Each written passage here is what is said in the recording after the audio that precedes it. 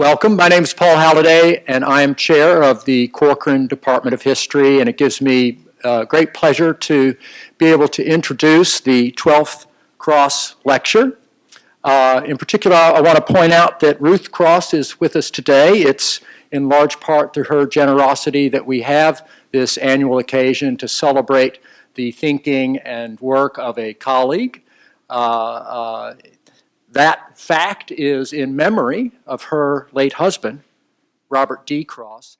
He was the son of a congregational minister born in Grinnell, Iowa, who went on to become a leading figure in the study of religion in American life. After earning degrees in Harvard, I've always been struck by the fact that he, along the way there, then was a bomber pilot in World War II, was president of Hunter College and then Swarthmore College, where he had in fact also taught, as well as teaching at Bryn Mawr and Columbia, before coming here in 1972, where he served as the Dean of Arts and Sciences and then as a member of the Department of History here until 1994. It's in his memory, then, that we celebrate our collective intellectual lives each year in this lecture.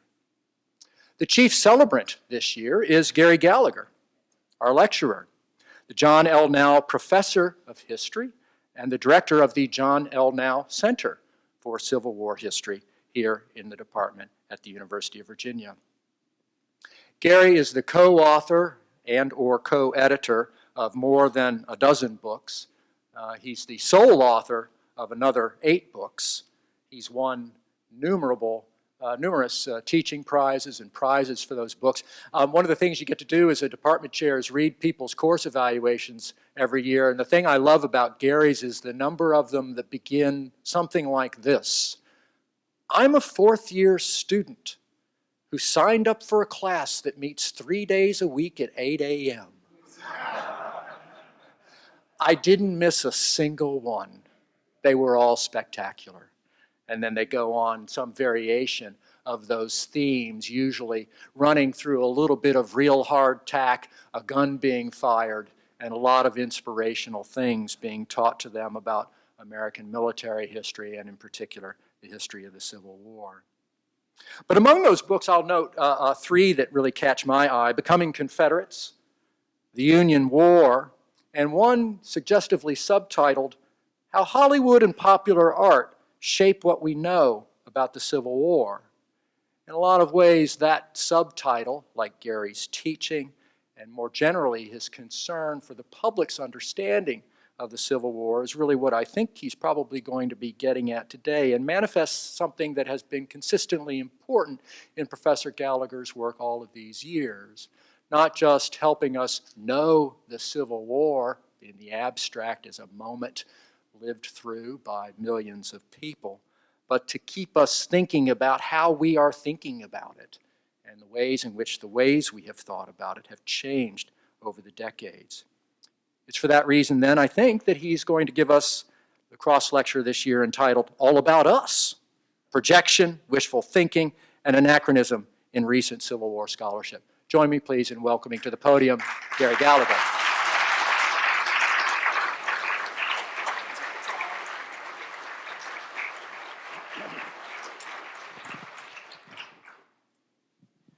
I'm going to switch microphones here because I may be moving around just a little bit before I'm finished today.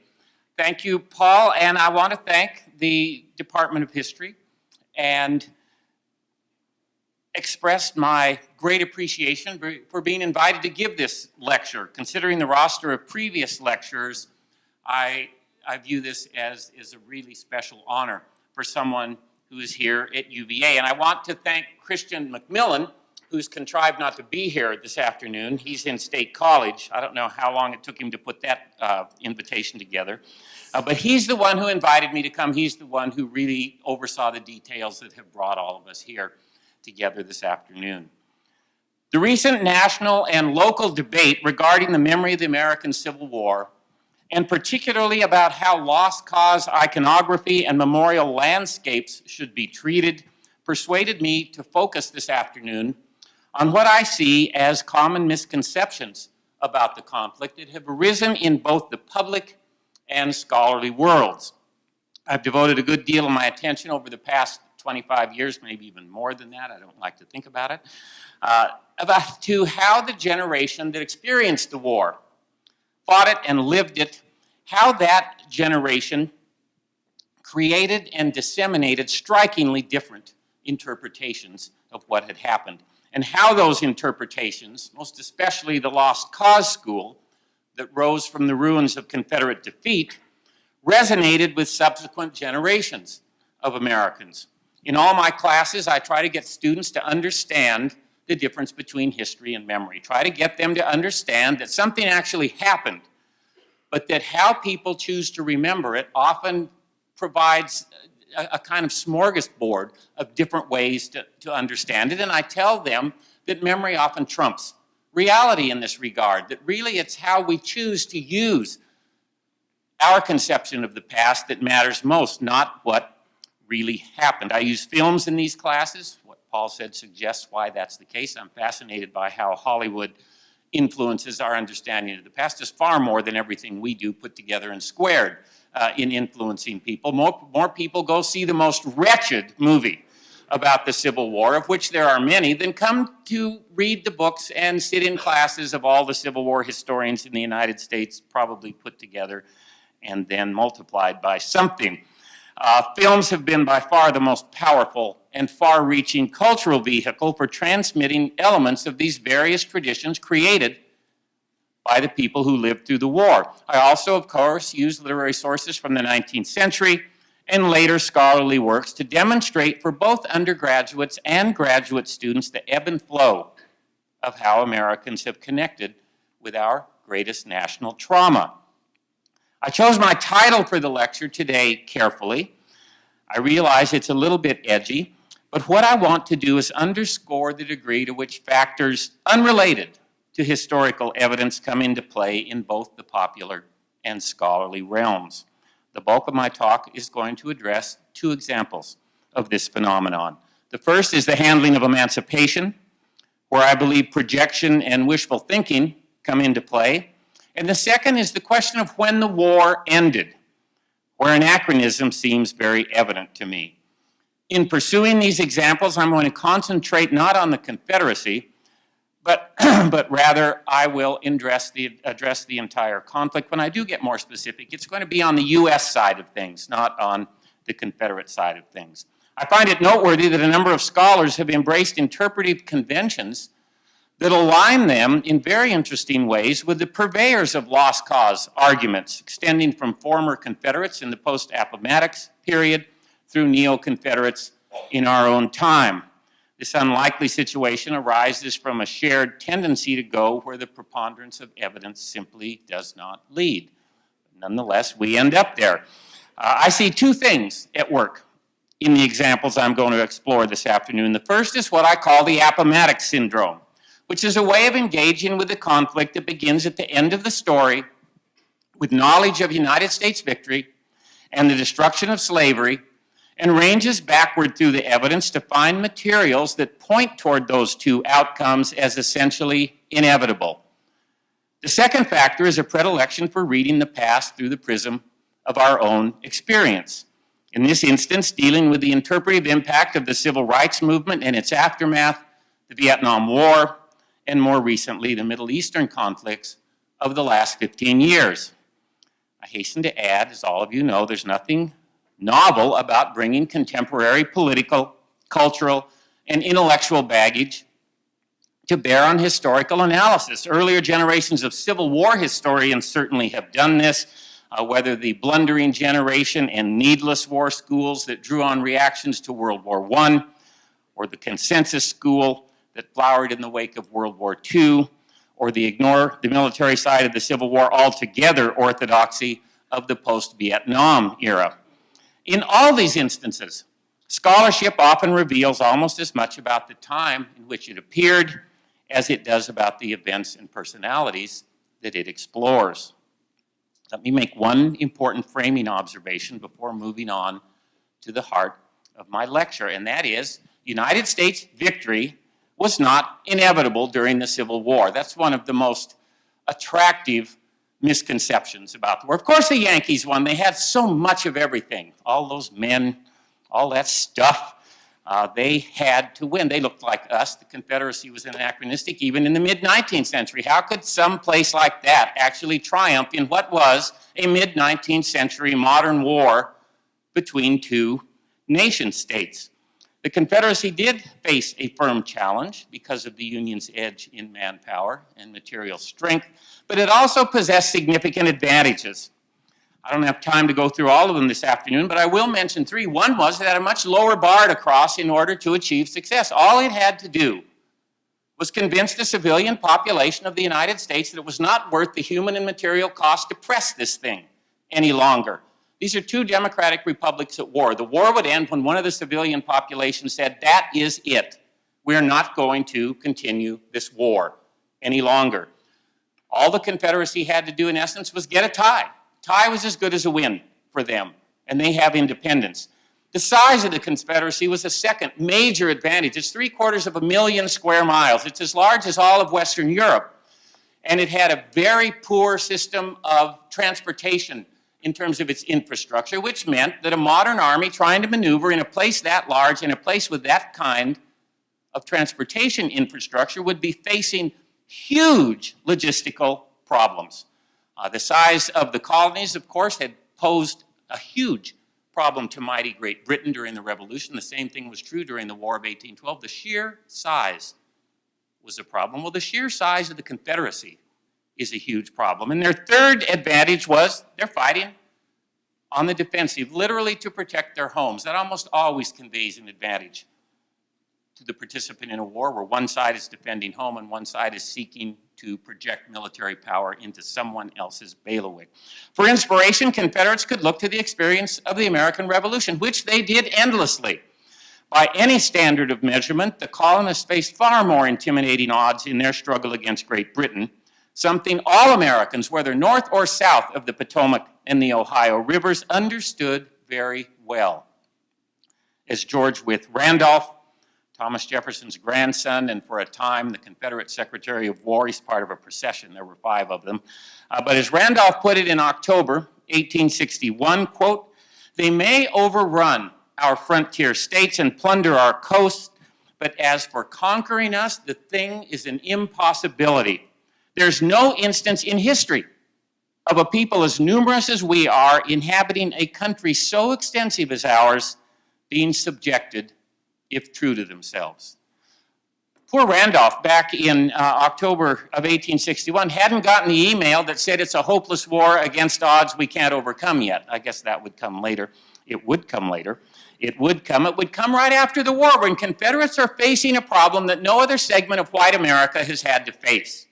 And that is, how do we explain a catastrophic military defeat that also destroyed the slaveholding social system we seceded and went to war to protect in the first place, killed perhaps 30% of all our military-age white males, figure 18 million dead Americans now, if you want to know how many the proportion would be with our population now, and cost us significant power in the national arena for many, many years. We have to explain how that happened and make ourselves look as good as possible.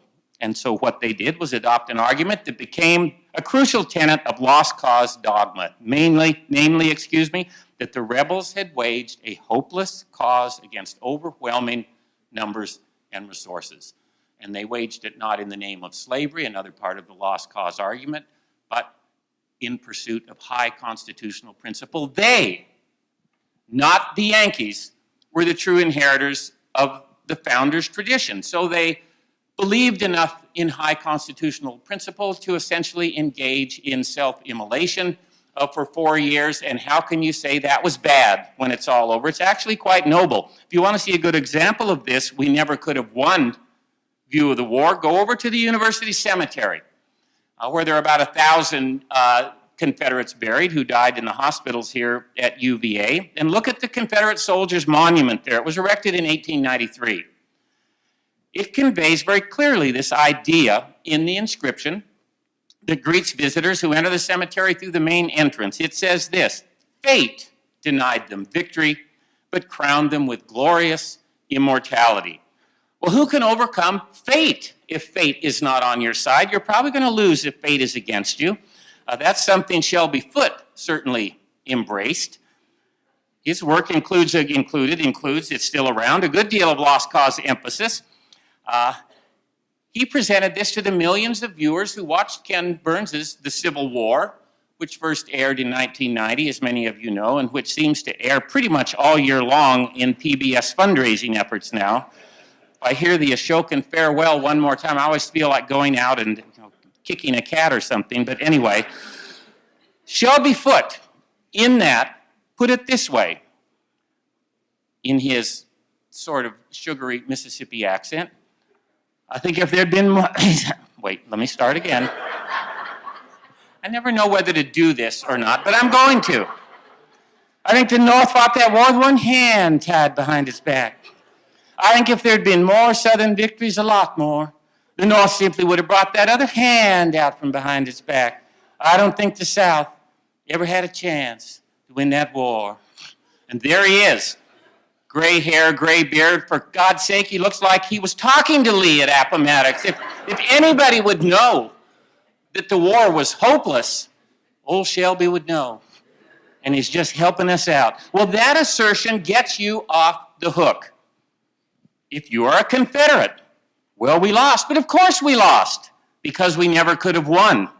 This claim of inevitable United States victory constitutes a neat way, indeed a very clever way, for former Confederates to absolve themselves of responsibility for, as I said earlier, this catastrophic effort to establish a slaveholding republic, and to look their fellow white Southerners in the eye and say, yes, I know, perhaps 300,000 of our military-age white men are dead, but look, this is what happened. We never could have won. It was a gallant fight. All right, the first of two main parts, and I see what time it is. I'm not going to run long, I promise. First of the two main parts of my talk, the influence of what I see of projection and wishful thinking on the handling of emancipation and union during the war. Every generation of Americans has found in the Civil War what suits its needs and has overlooked or marginalized things that do not. Our current preoccupation with race as a profession and a society was much in evidence as the sesquicentennial years unfolded between 2011 and 2015. I'm going to use National Geographic magazine in a comparative way here, because it paid a good deal of attention to both the centennial of the American Civil War and the sesquicentennial of the war. I first became entranced with the conflict as a 10 and 12-year-old in 1961 and 1963, reading special issues about the Civil War in National Geographic. I just found them absolutely captivating. That's an autobiographical aside. You can now forget that I said it.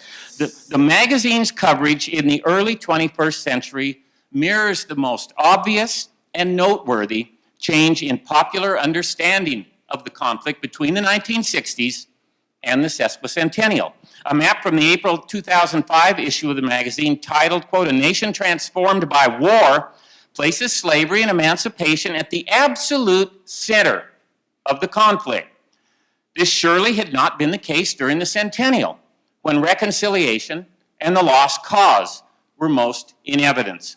National Geographic in 2005 reflected the degree to which a vast body of scholarship that followed in the wake of the civil rights struggle of the 1950s and 1960s has brought seismic change to the field of Civil War studies. The experiences of Black people, the process of emancipation, and the ways in which attitudes toward race affected actors and events have inspired myriad influential books and articles, and have thereby reversed decades of scholarly neglect through much of the 20th century. The importance of slavery and race dominated interpretive pieces in popular newspapers and magazines relating to the war's 150th anniversary. For example, in April 2011, John Meacham, 2 years beyond his Pulitzer Prize for biography of Andrew Jackson, contributed an article to Parade. I got my copy as an insert in the Washington Post. Parade, another magical thing that happens.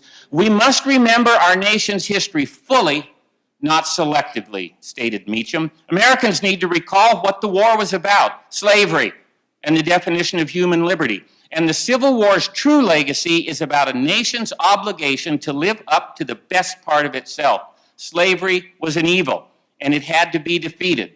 As we reflect on the war, concluded Meacham, in a textbook example of deploying a usable past, let us never forget that it was fought to rid us of a monumental prejudice and that we must remain vigilant about confronting inequality in our own time. Meacham's piece underscores the powerful stream of recent scholarship that, in my view, has produced a paradoxical result, and which prompted me to write the book that Paul mentioned, The Union War. On the positive side, this literature leaves no doubt that slavery-related issues must be an essential part of any exploration of the American Civil War.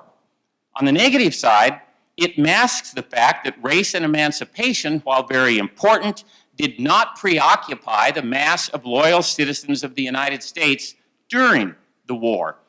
And in doing so, this phenomenon tells us more about what we consider important than about what animated the wartime populace. This scholarship casts emancipation as the greatest outcome of the conflict, argues that it alone justified the awful human and material carnage, insists that soldiers and civilians in the United States recognized this and locates the seeds of slavery's destruction, an outcome that often assumes a triumphalist sense of inevitability, very early in the war. Here's an instance of the Lost Cause School and many recent historians getting on board the United States victory was inevitable train, because anyone who assumes that emancipation was inevitable also must embrace the idea of certain United States victory. Emancipation sure as hell was not going to come if the United States did not win the war. So if emancipation is inevitable, so also is U.S. victory. What this interpretation does not illuminate is the immense importance to the generation that experienced the Civil War of the concept of union. And without a firm understanding of the importance of union within a mid-19th century context, I believe it is impossible to grasp the meaning of the Civil War era. This interpretation also reminds us of the need to separate causation and wartime motivation. Slavery absolutely stood at the vortex of what triggered secession and then war. It did not hold a similar position in terms of motivation for the loyal citizenry to fight a massive and costly war to compel 11 wayward states to return to the Union. A pair of recent works will illustrate how emancipation has trumped union as an analytical lens through which historians examine the conflict. In 1861, The Civil War Awakening, which Knopf published in 2011, a widely reviewed and much applauded book, Adam Goodhart insists that, quote, men and women at the time on both sides of the conflict did understand it as a war against slavery, even before it began. Goodhart describes the conflict as a revolution that started, quote, years before the first guns opened, as a gradual change in the hearts and minds of men and women until suddenly, in the months before the attack on Sumter, this transformation attained irresistible momentum. I'm going to now pause to state the obvious. Goodhart's analysis reeks of inevitability. Even before the war, it's inevitable. James Oakes's Freedom National, The Destruction of Slavery in the United States, 1861 to 1865, Norton published it in 2012. It's now the obvious first book to consult on emancipation, specifically addresses the relative importance of union and emancipation as goals embraced by the loyal citizenry of the United States. I always believed that the purpose of the war shifted from union to emancipation, writes Oakes, but over the course of my research, that familiar shift vanished like dust in the wind, and I have been unable to recover it. Republicans never had to move from union to emancipation, claims Oakes, because the two issues, liberty and union, were never separate for them. If there was a shift over the course of the war, it was the realization by Republicans that destroying slavery would be much harder than they originally expected. Now, Oakes knows emancipation was not inevitable. I know he knows it because he says it in his book. He warns readers that it was not. Yet those readers of Freedom National would conclude three very important things. First, that most Northerners disliked slavery intensely prior to 1800. Second, that enslaved people knew even before fighting erupted that, quote, Lincoln's election was of vital importance to the prospects for freedom and anticipated U.S. Army setting up, quote, an alternative government inside the South, but beyond the police powers of Southern slave society. And third, that Republicans, who controlled the vast military resources of the United States, ardently pursued emancipation from the outset. Combining those things with knowledge about Appomattox could, and I would say almost certainly would, lead the unwary to assume slavery's end to be inevitable during the great national bloodletting. Goodhart's and Oakes's books and much other recent literature can be reassuring in suggesting the war inevitably ended slavery. I think we should do our best to resist that tempting notion. We also should be very careful in how we interpret words from the 19th century. I'm speaking to the choir here. You all understand this. For example, should we join Meacham and Oakes in claiming that the word liberty, when used by the wartime generation, meant that people were talking about slavery and emancipation? And what about freedom, as deployed by Lincoln in his address at Gettysburg and in innumerable other instances? Would Americans at the time automatically have inferred that a new birth of freedom, to quote Lincoln, had to do with black people and emancipation? The answer to both those questions, I believe, is no. Liberty and freedom for millions of white people had to do with the legacy of the founders that guaranteed ordinary white citizens a role in their own governance and the possibility of rising economically. They had to do, in the most fundamental sense, with the promise and value of union. And when I say of millions of white people in the free states, our friend, the 1860 census, tells us that the population of the free states in 1860 was 98.8% white.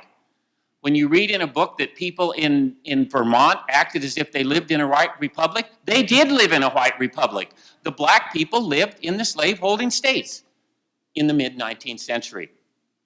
Untold loyal citizens believed that a failure to save the Union would scuttle the hard and bloody work of the revolutionary generation. And beyond the North American continent, they did think beyond the North American continent, they believed that it imperiled the future of democracy in a Western world increasingly dominated since the failed European revolutions of the late 1840s by oligarchs, aristocrats, and monarchists. That's their view of it. When Lincoln called the nation the last best hope of earth, he did so with an affirming rather than a didactic purpose. The people of the loyal states, he knew very well, already possessed a deep-seated belief in American exceptionalism as a democratic beacon and a bastion of self-government and individual opportunity. First to last, the mass of loyal citizens identified union as the war's great goal. They said this in 1861. They said this in 1865. Republican Congressman Roscoe Conkling, who later became a very famous senator, struck a very common note on June 18th, 1865, in a speech to members of the 117th New York Infantry, who were on their way home. They stopped in Utica after having served in Virginia and North Carolina. In all this career of glory, of duty, and of daring exploit, said Conkling in delivering a paean to Union, a common purpose has inspired you, a common hope has led you on. Peace with the government and the Constitution our fathers established has been the object of the war and the prayer of every patriot and every soldier. No one better understood the bedrock appeal of union across the loyal states than Lincoln, who as late as December 1864, this is after the Republicans had smashed the Democrats in the November elections that year, when they were going to have a 4-to-1 majority in the Senate and an overwhelming majority in the House. It's after that, and in his last annual message to Congress, that he offered this.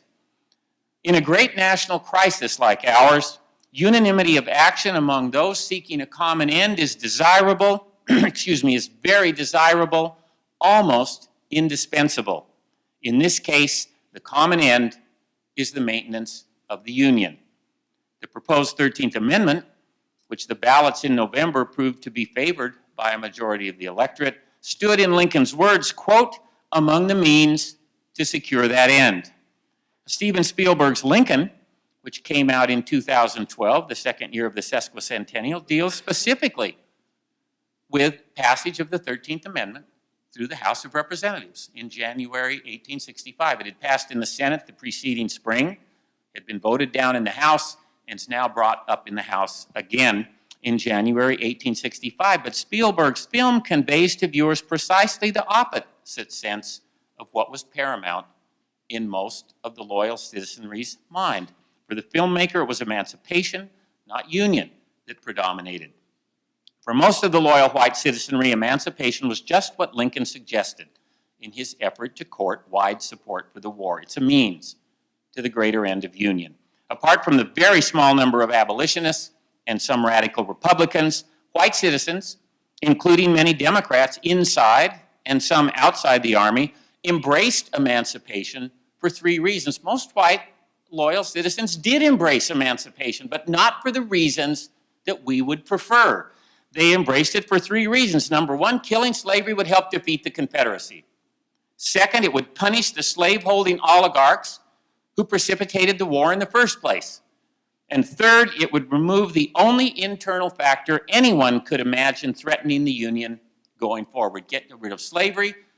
We're not going to have a replay of what happened during the secession winter of 1860-61. All these reasons had to do with union, restoring it and making it safe in the future, rather than with mounting a great moral crusade to destroy a hateful institution and help millions of African Americans. In his massive biography of Lincoln, two thick, large, oversized volumes published by Johns Hopkins in 2008, Michael Burlingame observes that Lincoln, quote, was a martyr to black civil rights as much as Martin Luther King and other figures of the 1950s and 1960s. In April 1865, I can assure you, the overwhelming majority of loyal citizens would have described their slain president as a martyr to Union. At the end of the war, with the Union salvaged and emancipation accomplished, most loyal citizens believed they had taken care of everything. There was no groundswell of support for doing more, for maintaining a massive military presence in the former Confederacy to guarantee equal social and political rights for freed people. Parenthetically, I'm going to say there never was an occupation at all of the former Confederacy. That's something that the Lost Cause writers latched onto and loved to throw at people. Oh, the boot heel of the Yankee occupiers were down here. They tormented us for 12 years after the war. The occupation was awful, even worse than the war. That's a long entrenched notion of Reconstruction. It just happens not to be true. There was no way the United States was going to put in place a real occupation of the former Confederate States. Three factors would have prevented it in any case and did prevent it. There is a long-standing tradition in the United States that loathes large, peacetime, standing armies. And that's what it would take to do this. There was also an unwillingness to pay the cost of a true occupation, but more than either of those, there was a widespread indifference to the plight of freed people in the former Confederacy. The kind of concern about the freed people that would have said, yes, it's going to cost a fortune to keep an army in the field, but we're going to do that because our work is only partially finished at the end of this war. Understanding the degree to which loyal citizens considered Union the primary focus of the war renders the story of Reconstruction intelligible. There's no lost moment of possible racial accommodation at the end of the Civil War. The 14th and 15th Amendments grew out of intransigence among former Confederates whose actions in the summer of 1865 and later, with a big assist from our boy, Andrew Johnson, second worst president in American history, without question, ahead of only James Buchanan, who's in the triple sub-basement all by himself, then Johnson, then you can argue about who's the next one, but don't argue about those two, please. They are all alone in splendid isolation. The 14th and 15th Amendments grew out of this intransigence among former Confederates that began in the immediate aftermath of the war. In the summer of 1865, it deeply offended people in the loyal states who wanted to honor the sacrifice of more than 360,000 United States soldiers who had died from their perspective in a war to to restore the Union. The rebels were acting as if they hadn't lost the war. And Andrew Johnson was letting them do it. And it was that kind of behavior that pushed the loyal citizenry to go farther than they ever would have gone before. To put this another way, for most of the loyal citizenry, emancipation marked the end of a story, featuring issues relating to slavery as a corrosive dimension of political life, not the beginning of a story that would move on to achieve full racial equality in the United States. For them, the real beginning was for a newly restored nation, an emerging economic colossus, liberated from the sectionalism that had long threatened the work of the founders. As a profession, we normally scorn Whiggish interpretations or teleological trappings. We also deplore navel-gazing frameworks that fail to place American history within a more spacious world context. I find it fascinating that much of this recent literature can lead to a sense that emancipation was an inevitable outcome, rooted in the conflict's earliest episodes, a long-deferred step toward fulfilling the promise of the nation's foundational documents. It's a striking example, to repeat myself, of the Appomattox Syndrome, of beginning analysis with knowledge of United States victory and emancipation, and working backward to chart the road toward those inevitable achievements. In fact, the Confederacy could have won independence, or the war could have ended with United States victory and slavery still intact. The latter scenario, indeed, nearly played out in the spring and early summer of 1862. Only the serendipity of an artillery round that disabled one Confederate general, Joseph Eggleston Johnston, and elevated another, Robert E. Lee, to command of the major rebel army defending Richmond, only that in June and July of 1862 averted a collapse of the Confederate state. The Confederate state was on the ropes in the spring of 1862. Unmitigated disaster in the Western theater. New Orleans gone, Nashville gone, Memphis gone, 100,000 United States soldiers in northern Mississippi at Corinth. And here the largest army of the Republic is 5 miles from Richmond.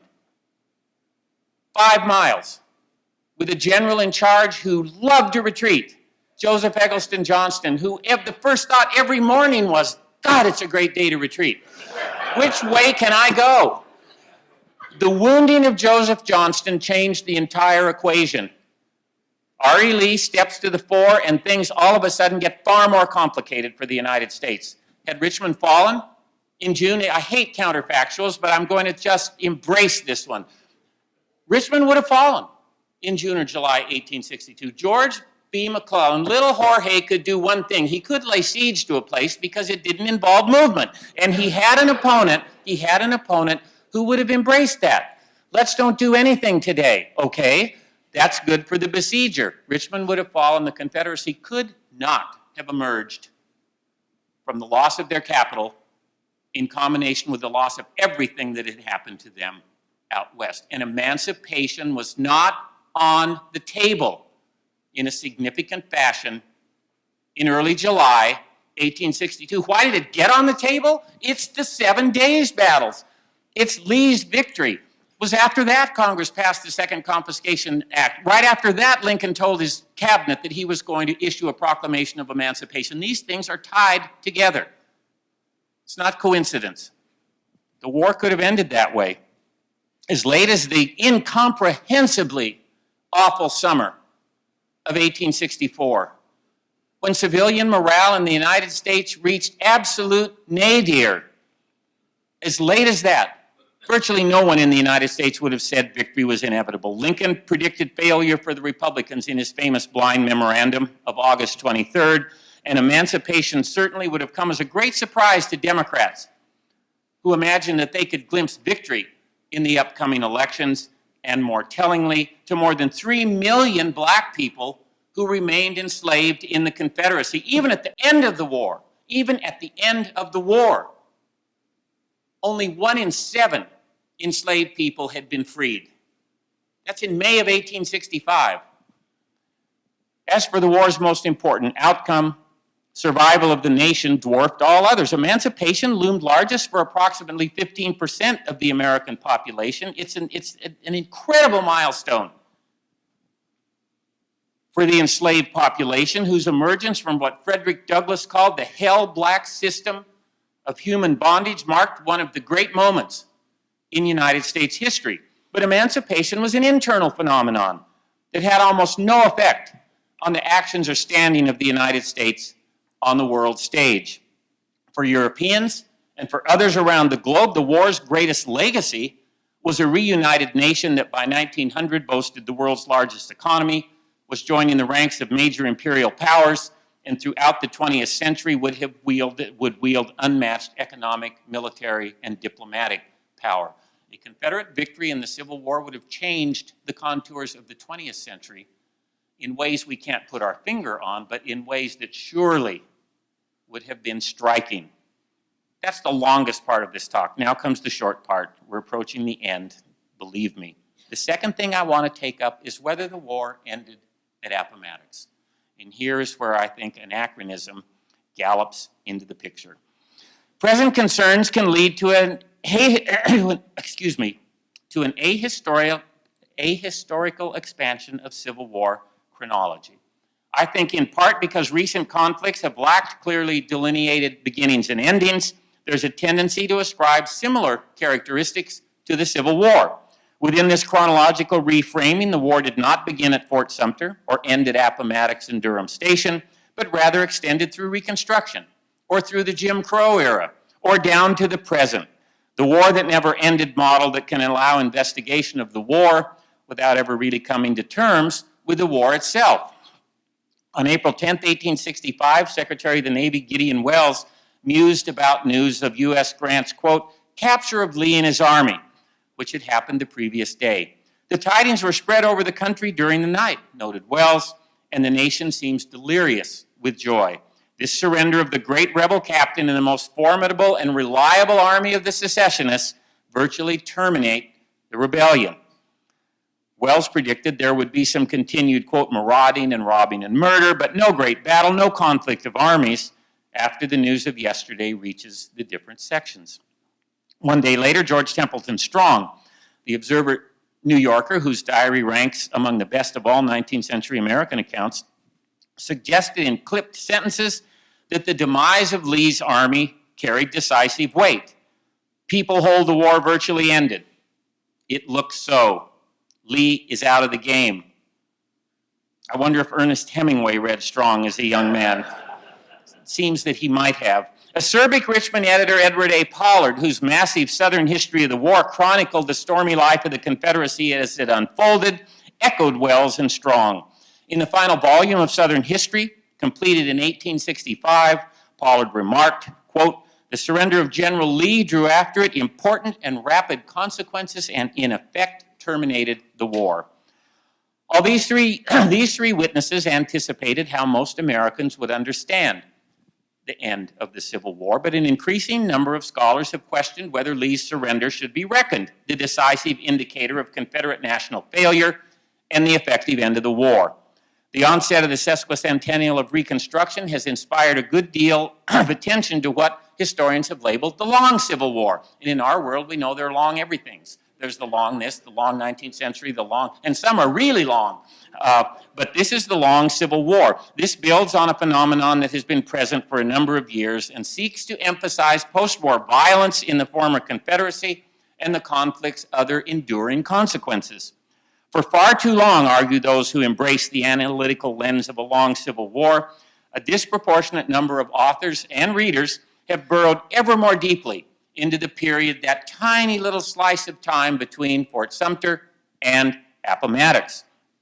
A longer perspective works against a focus on Appomattox, of course, which stood alongside Gettysburg as one of the two events that received the most attention during the just finished sesquicentennial.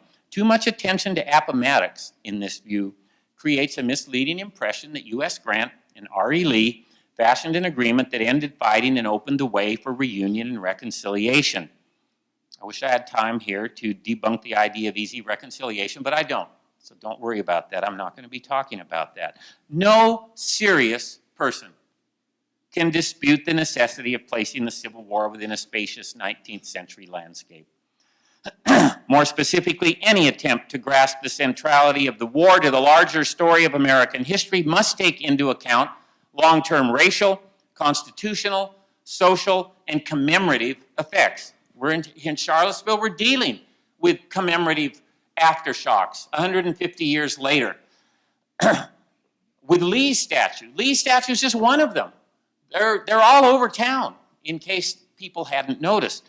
It's possible to give a lost cause tour of Charlottesville, which I do. There's an equestrian statue. There's another one. There's a Confederate soldier in front of the courthouse. There's another one in the University Cemetery. There are tablets on front of the rotunda. It's all around us, not just in Lee Park.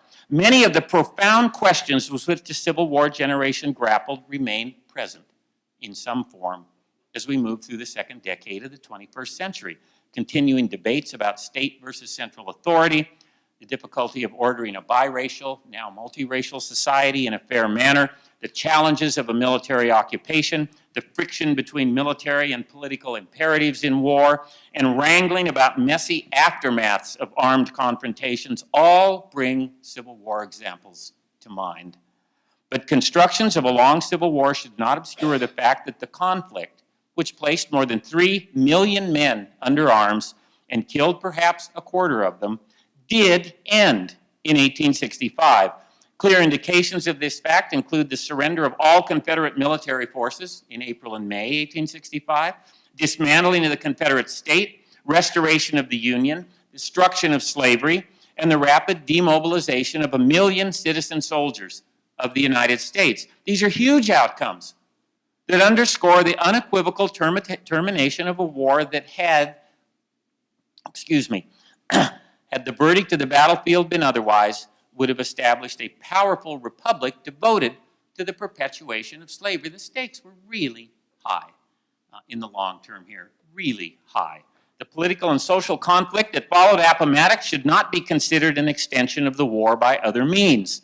Post-war violence, however grotesque at times, did not approach in scale or fury the seismic military carnage of the war years, the bloodiest incidents during Reconstruction, among them the New Orleans and Memphis riots of 1866 and the Colfax massacre of 1873, scarcely would have risen to the level of a minor skirmish during the actual war.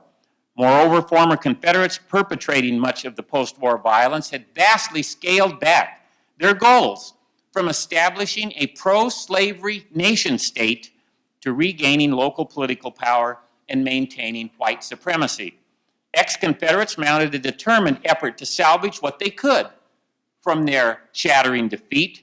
Most almost certainly would have preferred to reinstitute slavery, but they settled for a watered-down version of what the Confederacy had provided, namely a social structure within which white people exerted economic, legal, and social control over millions of black people.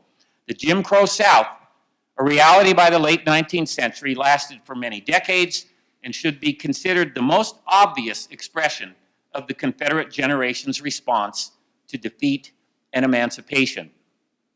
To describe post-war events as a violent continuation of the military action of 1861 to 1865, however, robs the most all-encompassing war in American history of much of its singularity and meaning.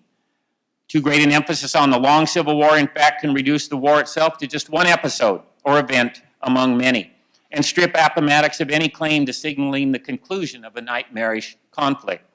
U.S. Grant, it's worth mentioning, immediately accepted the surpassing importance of what transpired on April 9th, 1865. In his memoirs, he averred that Lee's surrender essentially closed the rebellion. "I determined to return to Washington at once," he explained, "with a view to putting a stop to the purchase of supplies and what I now deemed other useless outlay of money. For the General-in-Chief, managing the transition to peace had already begun." I'll close by saying that the need to find a usable and affirming past always has been present and always will be. Similarly, historians' experiences and current motivations almost certainly will continue to affect much scholarship, and there's nothing necessarily wrong with either one of those things, so long as we also keep in mind their potential to obstruct rather than to enhance an effort to recover to the degree possible with our imperfect sources what actually happened and why events played out as they did in an upheaval as complex and important as the American Civil War. Thank you.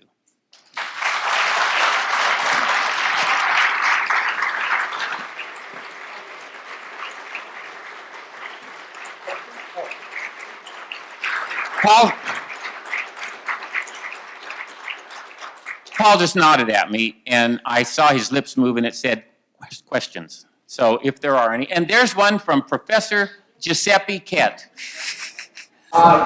Comparing the Confederacy with Germany in World War II, Hitler was always firing generals for defeatism. It didn't matter so much if they lost the battle, just their attitude. And that seems to have set in pretty early, possibly as early as 1942. If you look at the Confederacy, and I think this would support the argument you're making about inevitability, if you look at military commanders in the Confederacy, when were they saying this war is lost? When we're military, Joe's setup comment is that Hitler started firing generals fairly early in the European War. When did Confederate generals decide the war was hopeless, when the war was over? It depends on when you read their stuff. If you read them during the war, it happens much, much later. If you read them retrospectively, they'll say, oh, I knew at the time of Gettysburg, or I knew at this time, or I knew in 1861. Lee claimed after the war that he'd recommended to Jefferson Davis in 1861 that he should free all the slaves in the Confederacy, that would help the Confederate cause. Well, that has a nice ring to it, but there's nothing in Lee's hand anywhere near 1861 that suggests that he actually did that. So I don't think most of them, I mean, we wish they would have known. The usual turning point, the great turning point, the point at which everyone knew what was happening, and they just got out their calendars and circled April 9th, 1865, wrote Appomattox above it, and started crossing days off until they got there. It was Gettysburg. Oh, Gettysburg, Gettysburg, Gettysburg, the great turning point. Gettysburg. No, it's not that way at all. There's no great turning point. If you read the evidence forward, you just get such a dramatically different understanding of what's going on. And one thing that jumps out in the starkest clarity is that the most fraught moment of the war for the United States came in July and August 1864. A point at which much of the scholarship says, well, everybody knew the war was already over by then. The Confederates are just sort of running on fumes because they don't know what else to do. That's just not true. It just isn't true. It was much, much later than we think. I think most of them, after Lincoln was reelected, knew that that's a really bad piece of news for Confederates. But until just before then, it was a much more problematical issue. Yes. Professor Holt. Comment. I think you let Oakes' terrible book off too easy. I have a reputation for being mean to people, Mike. I was trying to be nice. That the Civil War made no difference. There was going to be emancipation anyway. Right. But you divide your talk into, you said, two parts. One is the story of emancipation, the other is the long war. But in fact, aren't they connected by the fact that since the 1950s, race relations has been propelled to the front as by far the most important, if not the only question that matters in America? Yes, your comment is, or your question is, the two parts of my talk actually related? And the answer is yes, they are related. But they're also different questions to a degree. I think what is really related here is acknowledgement that union was the overriding goal for the white loyal, and I always say white loyal citizenry, not the North, because the United States isn't the North during the Civil War. It's the North plus 4 slaveholding states that stayed loyal, plus a big chunk of Virginia that decided it would it became in effect a 5th border state. Was originally going to be called Kanawha, as many of you know, but then decided on the much more colorful and imaginative West Virginia. For most of those people, the very large majority of them, it's a war for union. If you understand that, Reconstruction makes more sense. We often read arguments about how they just didn't stick to it long enough, the North, in Reconstruction. They just didn't follow through. They didn't think there was anything to follow through on. Union, check. Emancipation, check. That means union won't be threatened in the future. That's our list. Our list doesn't have 3 things on it if we're white people in most of the North. It has 2 things on it. Restore the nation, get rid of the issue that might undo the nation going forward. True equality for millions of freed people is not on that list. No matter how we squint or turn the pages of evidence we're reading, it just isn't there. They just don't care, most white Americans. It's only the behavior of former Confederates that pushes the white North as far as it went, in my view. That's the only reason. I mean, Reconstruction's sort of a miracle. We get the 14th and 15th Amendments out of a society that by our standards is profoundly prejudiced. Profoundly. And it doesn't matter whether you're in Vermont, I didn't say Maine, Alan, or Iowa, or Tennessee, or South Carolina. By our standards, mid-19th century, white people in America were profoundly prejudiced. The 14th and 15th Amendments are because of the post-war behavior of former Confederates. Yes. Gary, in your opinion, what do you think is the best popular representation of the Civil War or some aspect of the Civil War? Oh, wow. I mean, I think there are a lot of good, but I think that I'm just going to take care of a colleague here. I'm going to say that Liz Barron's book, titled Disunion, ! is a wonderful book on the coming of the war. Liz is all over union, just the way I am. And so, I mean, her book gives a very good sense of how the word union is the most potentially volatile word in the political vocabulary of mid-19th century Americans. There's just no question about it. And we, as a society now, have absolutely no sense of what it meant then. I mean, it's literally gone. That meaning of the word union. Gary, I love Liz's book, and I make all of my students in post-World War II history read it. But it's a very popular book. But by popular, I mean films or general readership, articles. Let me rephrase that. Film. What do you think is the best representation? Oh, but what do I think is the best Civil War film? Glory. I think Glory's the best Civil War film. I don't even think it's even close. It has a lot of little things wrong with it. Gets a lot of little things wrong. It gets the big things right. So I would say Glory. And it was a revelation to me. Because I didn't think, well, I'm not even going to tell you about that. I think Glory is the best. I think that Daniel Day-Lewis's performance in Lincoln is transcendent. I don't know how any other actor would ever play Lincoln. I think the movie has a lot of problems, but I think Daniel Day-Lewis in it is wonderful. I love a little movie called Pharaoh's Army, which Steve Cushman and I learned about from one of our students in a colloquium we taught a few years ago in American Studies. I'd never even heard of it. One of our students was in it. He said, "What do you think about Pharaoh's Army?" I said, "I don't think anything about it. I've never heard of it." And he brought me he brought a videotape and watched it. It's a marvelous little movie with Chris Cooper, and it's a great little movie. A little slice of the Civil War. Most of them are awful, but a few of them are good, and those would be 2 of the ones I like. Yes? Gary, I think we all have a deep sense of enormous commitment to either slavery or anti-slavery, but as you point out, we don't understand union. So can you say a bit more about the deep motivation, what really generated the level of violence and the duration of it around the concept of union? Can you say just a little bit more? Because you say that is it. Yes, that's it. What is it? What it is to them is the legacy of the founding generation that was paid for by the blood of the revolutionary generation and then maintained by the sacrifice of that generation going forward that created the Constitution and passed that along. And what it gave them, they are unabashed exceptionalists. That's the E word in our world. We don't like the word exceptionalist. They are unabashed exceptionalists. They look around. the Atlantic world, which is the world that matters to them, and they say small d democracy is nowhere else. This is the only place. Universal white male suffrage, basically in the United States. By our standards, it's a limited suffrage. By mid-19th century standards, it's a breathtakingly broad suffrage.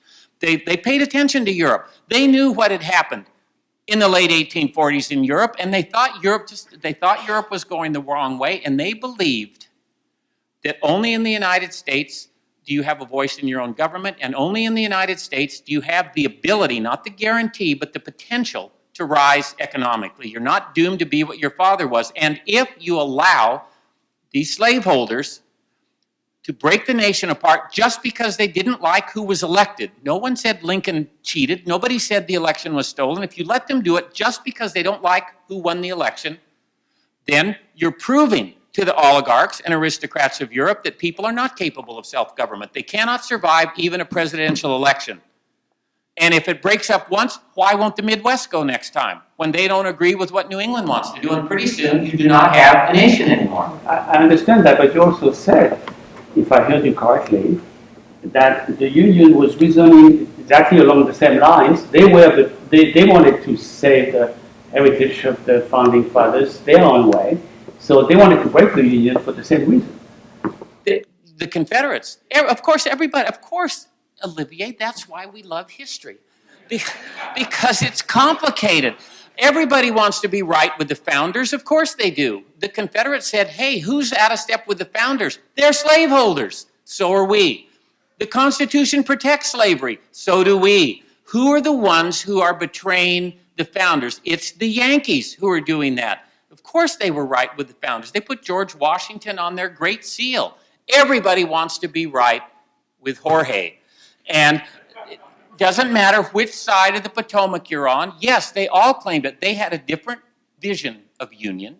What they are doing, in one sense, although they don't deploy the language because union is applied to the other side, they're essentially reconstituting the union that they think is the real union in this new republic. That's what they're doing. So you're absolutely right, yes. And the what? Well, the West, yes, that's the new wave in the literature now. That's coming.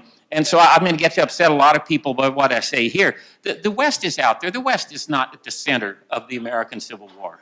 Well, lots of people are kind of saying that it is now. I mean, extension of slavery into the West is really important, but yes. So either people know now or they're going to know, if they're paying attention, the time at which the Lee and Jackson statues were put up was right. Not necessarily about the Confederacy, but about that particular time, right? Right. I'm trying to think of now, if we look 20 years, 40 years, 60 years ahead, we may very well have a country which actually doesn't see slavery as the moral blot that it does now, or may see people of color or different color, different religions actually in a way that we would want to be seen today. And I'm wondering, what is the message that we want to give today with either those statues there or with our other sort of statuary and the way we memorialize to generations that are yet to come about who we are today? No, well, I mean, that's an issue. That's an issue. I just did a program with Coy Barefoot about that, and have talked a lot with colleagues about it. There are very different views of that. I'll give you my view. I'm not going to speak for anybody else. My view is, don't take down statues. I think you need to leave the memorial landscape in place. I think it's important to have those statues because they force us to deal with what was going on in 1921 and 1924. They force us to deal with that part of Charlottesville's and Virginia's and the South's and the nation's history. I think they should be used. I give lost cause tours of Charlottesville where I use all of these statues as teaching tools, and I talk about how they don't all mean the same thing. The one put up in 1893 in the University Cemetery, I see as really a Confederate statue. The Lee Monument, which went up so much later, I see as a Jim Crow statue. I mean, I think there are different purposes for these statues. I think they need to be interpreted differently, but I'm very wary of starting down the road of pulling down parts of a memorial landscape. I'm absolutely in favor of adding things to memorial landscape. One thing that Liz and I are trying to do with the new Now Center is get all the names of the African-American men from this area who ended up in USCT units, United States Colored Troops units, and find out if there were any white students from UVA who ended up in the United States Army, and I promise you there had to be, get all those names together and put those up somewhere here so that that will be, okay, so there are the 500 UVA graduates who died in the Confederate Army on the rotunda, and here are the names of the ones who fought for the United States from this area. I wouldn't take the ones off the rotunda, but I would add something else. And there are very good arguments not to do that. People of very good intent, I think, can disagree about this, disagree about the best way to handle it. I'm just wary of sanitizing memorial landscapes. Yes, Tico. Does Union help us explain why the war was so violent? Well, I think Union, well, in this sense, I think it does. The hardest thing for me to explain to students is why someone from Vermont would put on a uniform, pick up a musket, and risk his life to make South Carolina come back into the Union. Why didn't they just say, finally, South Carolina's gone? I've been waiting for this for a long time, and now they're gone. Break out the port. How do you explain that? And I think that the only thing that really explains that, I don't mean every soldier in a blue uniform was just on fire for Union and chanted Union before they went to sleep at night, but I think it's the one thing that explains why you had the response that you had in 1861. The absolute majority of all soldiers who fought in the Civil War were true volunteers, true volunteers. Both sides resorted to the draft, but a majority of soldiers on both sides were true volunteers. And I think the only thing that explains how the war could last as long as it did is that there were enough people who were simply not willing to give up what they saw as an effort to protect the legacy of the founding generation, that they carried the war farther than it would have if there hadn't been an animating principle like that at work. That's what I really think, Tico. And it almost wasn't enough, but in the end it was. It's very hard to get people to understand. You mean they died for that? I mean, there's no threat that rebel armies are going to march into Vermont. There's just no threat. They're not going to come to your county. They're not going to end up in Iowa. They're not going to go to Chicago. So absent that, how do you get people to hang in with a conflict like this? Yes, Eric. And anybody who wants to escape should feel free to escape right now. But now, Eric. Well, people were walking past you and I thought I should, yes. Yes, there is. Yeah, absolutely. Eric asked if there's a religious dimension to this, and of course there's a religious dimension to it on both sides. It doesn't mean it's not always, they're not always yoked, the kind of secular union and the more religious union, but they often are. Yes, absolutely, absolutely. I think what made it sacred in a way that it's hard for us to recapture, I don't even pretend that I can really understand it, is there's this sense they're not that far from the Revolution. And they're certainly not that far from the Constitution. And a significant number of them had known people who literally tied them to the Revolution. And I think that if you go to the end of Lincoln's first inaugural address, where he used language, he got help from William Henry Seward here, but it's the very last part, of the very lyrical part of the first inaugural address that talks about what links them to every heart and hearthstone, to the revolutionary generation and the dead. I mean, it's just this powerful evocation of what enabled us to get here and what is threatened by what these states are doing. I think it's hard for us to, I don't even pretend to really understand it, but I know that it's at work. It's at work. There's nothing comparable in my life. I don't have anything that affects me that way, but it's there.